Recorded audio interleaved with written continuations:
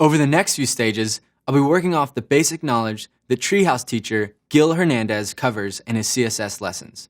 If you haven't already, make sure to catch yourself up to speed through the link in the teacher's notes. Getting proper sizes for your web fonts is crucial to good typography and readability. All the hard work of choosing a good typeface can go down the drain if the body size is illegibly small or if it's out of proportion to your headings. In this video, we'll discuss best practices on setting this up in CSS. I've set up a new workspace here with some stripped back basic CSS. I've also left all the font sizes as blank so we can change those throughout this video. In the index.html, I'm utilizing copy from The War of the Worlds, a book by H.G. Wells. I've also improvised some headings and lists for this example. In our head section, we can see I'm calling Allegreia from Google Fonts API. In the style, I've assigned our body font family to be Allegreia, then Georgia, then serif. If you want to check out Allegreia, you can go to Google Fonts and you can see the different styles available, and we're calling the normal, bold, and bold italic. I chose this typeface because its roots in literature, due to the content at hand being a book. It also has diverse weights and italics, and it includes small caps and other features. Our text size is set through our CSS font size property.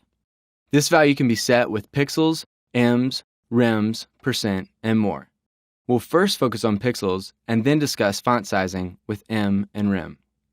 A pixel is a fixed unit of measure that pertains to media with display screens, such as a computer. For example, if we wanted to set our body copy's font size in pixels, we would simply write font size 20 pixels under our body. Then we could set our H1 to be 50 pixels through its font size.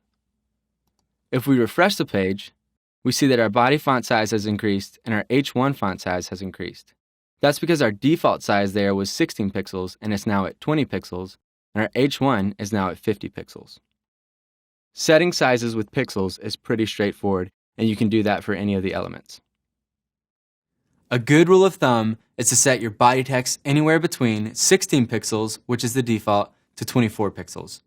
Readers' eyes are usually a few feet from screens, so these larger sizes are necessary for comfortable reading, whereas smaller text can strain and tire their eyes. This range is diverse too, as every typeface is different. As we've seen before, the X height of a typeface can greatly affect its perceived size, so use what you've learned and make a judgment call on what looks best. When in doubt, lead toward the larger size. Many web designers gravitated towards setting the font size in CSS as pixels because of its simplicity, consistency, and ability to create exact designs with a fixed unit. But because this is a fixed unit, it can create more work with responsive typography, and an accessibility problem can arise with older versions of browsers such as Internet Explorer. When font sizes are set in pixels, users cannot increase or decrease the text size on a page through the browser preferences. This can create problems with accessibility. This issue can somewhat be skirted through zooming in on those browsers, but let's look at a commonly practiced alternative. Whereas pixels are a fixed unit, ems and rems are relative units for font sizing. Ems are relative to its parent's base size. For example, most browsers default to a font size of 16 pixels, which is equal to 1 em. If we set our body at 1 em and our H1 at 2 em, let's see what happens.